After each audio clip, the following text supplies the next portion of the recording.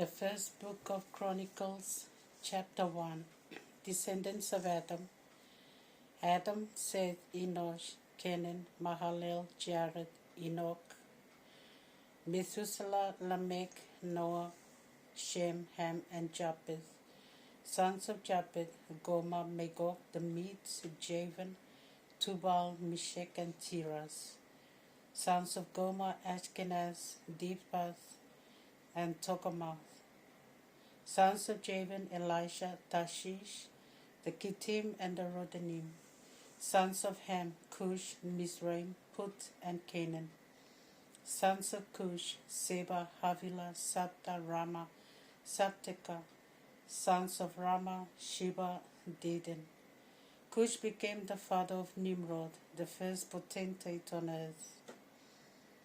Mizraim became the father of the people of Lod, of Anam, of Lehab, of Naphtah, of Pathros, Caslu, and Captor, from which the Philistines came.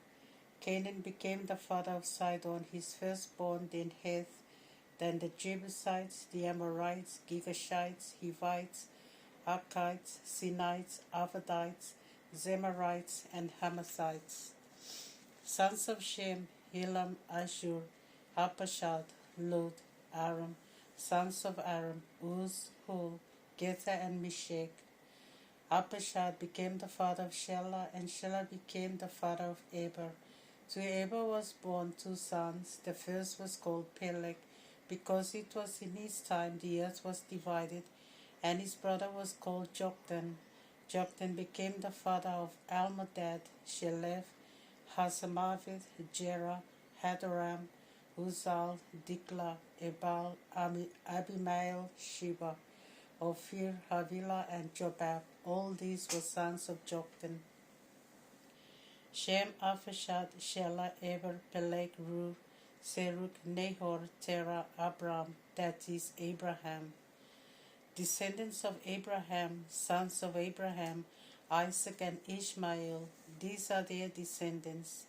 Sons of Ishmael, Nebaioth, his firstborn, then Kedar, Adbeel, Mibsam, Misma, Duma, Massa, Hadad, Tema, Jetur, Naphish, and Kedemah. Sons of Keturah, Abraham's concubine, Zimran, Joshan, Midian, Ishbak, and Shua. Sons of Jokshan, Sheba, and Dedan. Sons of Midian were Ephah, Epher, Hanok, Abida, and Eldah. Abraham was the father of Isaac, who had 2 sons, Esau and Israel. The descendants of Esau were Eliphaz, Reuel, Jeush, Jalam, and Korah. The descendants of Eliphaz were Teman, Omar, Zephi, Gatam, Kenaz, Timnah, and Amalek. The descendants of Reuel were Nahath, Zerah, Shammah, and Misa. The sons of Zer were Lotan, Shobal, Zibeon, Anna, Dishon, Ezer, and Dishan. The clans descended from Lotan were Hori and Homam. Lotan's sister was named Timnah. The clans descended from Shobal were Alian, Manahath, Ebal, Shebni, and Onam. The descendants of Zibeon were Ai and Anna. Anna had a son named Dishon, who was the ancestor of the clans of Hamran, Eshban, Hithran, and Cheran. Ezer was the ancestor of the clans of Bilhan, Zavan, and Jachan. The sons of Dishan were Uz and Aaron. Here are the kings who ruled in the land of Edom before an Israelite king ruled. Bela, son of Beor, his city was called Dinhabah. When Bela died, Jobab, son of Zerah from Bozrah, became king. When Jobab died, Husham of the land of the Timanites became king. When Husham died, Hadad, son of Bedad, became king. He defeated the Midianites in the country of Moab, and his city was called Aviv. When Hadad died, Samlah of Masrekah became king. Samlah died, and Shaul of Rehoboth Hanahar became king. When Shaul died, Baal-Hanan, son of Akbor, became king. When Baal-Hanan died, Hadad became king. His city was called Pai. His wife's name was Mehetabel, daughter of Matred, daughter of Mezahab. After Hadad died, these were the chiefs of Edom: Chief Timnah, Chief Alaiah, Chief Jetheth, Chief Oholibamah, Chief Elah, Chief Pinon, Chief Kenaz, Chief Timon, Chief Mibsah, Chief Magdiel, and Chief Iram. 1 Chronicles chapter 2. The sons of Israel and Judah. These are the sons of Israel: Reuben, Simeon, Levi, Judah, Issachar, and Zebulun, Dan, Joseph, and Benjamin, Naphtali, Gad, and Asher. Judah had 5 sons in all. The first 3 were born to him by Bathsheba the Canaanite woman. They were Onan, and Shelah. Judah's firstborn, was so evil, the Lord put him to death. By his daughter-in-law Tamar, Judah had 2 more sons, Perez and Zerah. Perez had 2 sons, Hezron and Hamul. His brother Zerah had 5 sons, Zimri, Ethan, Heman, Calcol, and Dara.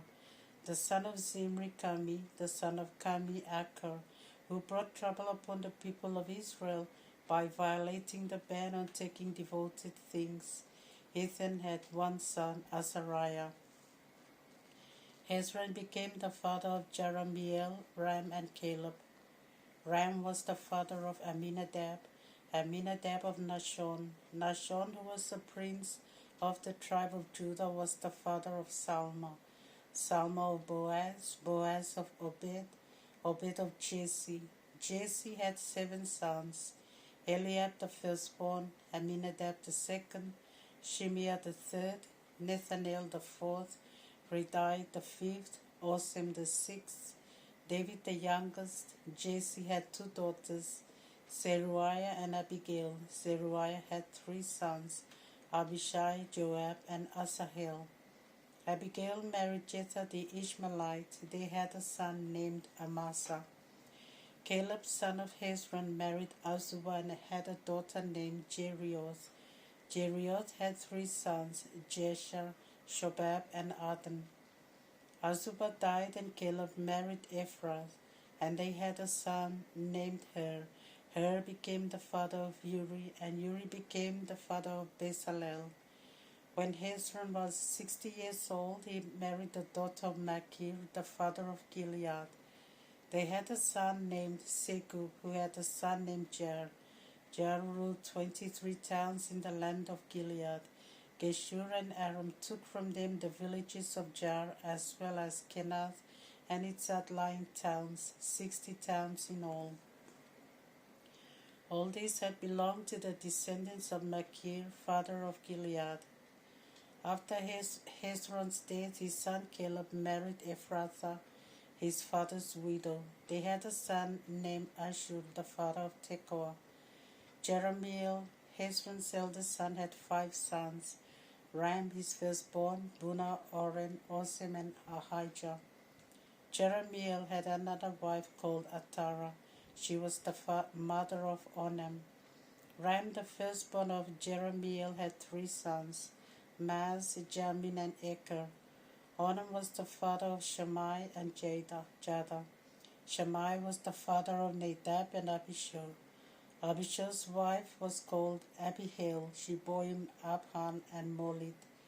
Nadab had 2 sons, Seled and Ephraim, but Seled died, leaving no son. Ephraim was the father of Ishi, who was the father of Shishan. Shishan was the father of Ilah. Jada, Shammai's brother, had 2 sons, Jether and Jonathan. Jether died, leaving no sons. Jonathan had 2 sons, Pelet and Zaza. These were all descendants of Jerahmeel. Sheshan had no sons, only daughters. He had an Egyptian slave named Jaha, to whom he gave his daughter in marriage. They had a son named Attai. The ancestral line from Attai to Elishama is as follows: Attai, Nathan, Zabad, Ephlal, Obed, Jehu, Azariah, Helez, Eleazar, Sismai, Shalom, Jechamiah, and Elishama. The firstborn son of Caleb, Jeremiah's brother, was named Misha. Misha was the father of Ziph, who was the father of Marisha. Marisha was the father of Hebron, who had 4 sons, Korah, Tapua, Rechem, and Shema. Shema became the father of Raham and grandfather of Joachim. Rechem became the father of Shammai, and Shammai's daughter was Maon. Maon became the father of Besu. Caleb had a concubine named Ephah, who gave birth to Haran, Mosa, and Gazez. Haran had a son named Gazez.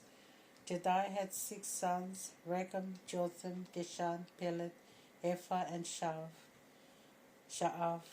Caleb had another concubine, Maacah, who gave birth to Sheba and Tirana.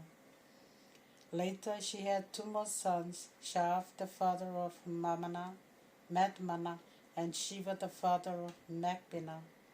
And Gibeah, the daughter of Caleb, was Aksha. The following were also descendants of Caleb. Her was the firstborn son of Ephrath. Her son Shobal was father of Kiriath Jearim, Salma father of Bethlehem, and Hareph father of Bethgadah. Shobal the father of Kiriath Jearim was the father of the people of Haroi, that is, half of the Manahathites, and also the clans living in Kiriath Jearim, the Israelites, Puthites, Shumanites, and Mishrites. The people of the cities of Zorah and Eshtaol belonged to these clans. Sons of Salma, Bethlehem, Netophathites, Atroth, Beth Joab, half the Manahathites, and the Zorites, who were one of the clans of Manahath. The Sophrites lived in the town of Jabez, the Tirathites, Shimeathites, and Sukkothites. They were Kenites, descendants of Hamath, the Rechabites' ancestors. Job chapter 6.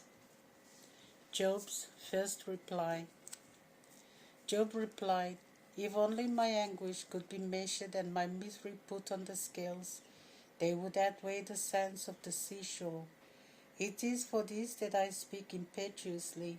Pierced by the arrows of the Almighty, my spirit absorbs their poison. My heart fails before the terrors of God. Does a wild ass bray when it has grass? Does an ox bellow when it has fodder? What taste would food have without salt? What flavor is there in the white of an egg? So I loathe to touch them, yet they are my only food. Oh, that I might have my request, that God would grant what I long for. May it please God to crush me, that he would let loose his hand and strike me down. Then this at least would comfort me, my only joy in the merciless dread, that I have not cursed the will of the Holy One. What strength have I to go on hoping? What expectation to keep on waiting? Have I the strength of stone, or have I the flesh of bronze? Have I any power to help myself when all strength has deserted me? Friends without compassion have forgotten the fear of the Almighty. But my brothers have been fickle, like the flowing of seasonal waters, which are turbid because of the ice, their surface hidden by the snow. But summer comes and the river dries, all water vanishes in the heat. Caravans turn aside from their routes. These go to wastelands and perish.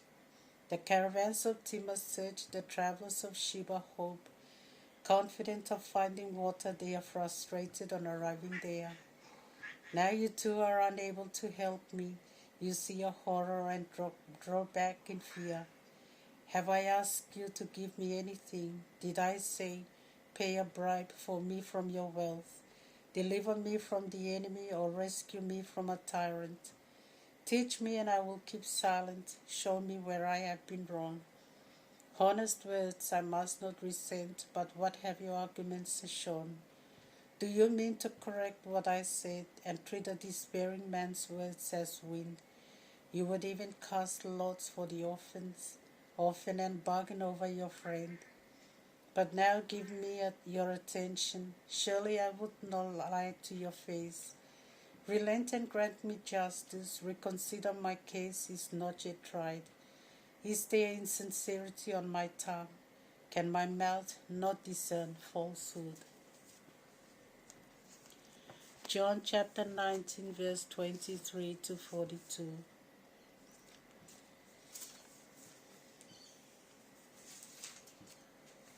When the soldiers crucified Jesus, they took his clothes and divided them into 4 parts, one part for each of them. But as for the tunic, it was woven in one piece from top to bottom. So they said, let us tear it, but cast lots to decide who will get it. This fulfilled the words of Scripture. They divided my clothing among them. They cast lots for my garment. This was what the soldiers did. Jesus' last words. Near the cross of Jesus stood his mother's sister Mary, who was the wife of Cleopas, and Mary of Magdala. When Jesus saw his mother and the disciple whom he loved standing beside her, he said to his mother, Woman, here is your son. Then he said to the disciple, Here is your mother. And from that moment the disciple took her into his own home. With that, Jesus knew that all was now finished, and he said, I am thirsty, in fulfillment of Scripture.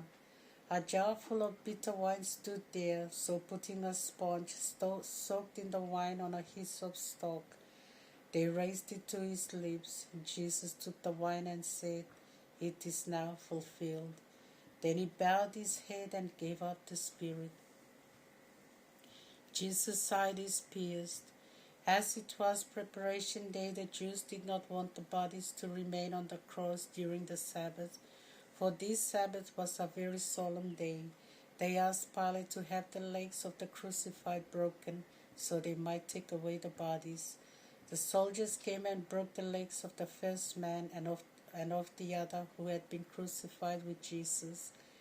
When they came to Jesus, they saw that he was already dead, so they did not break his legs. Instead, one of the soldiers thrust a lance into his side, and immediately there flowed out blood and water.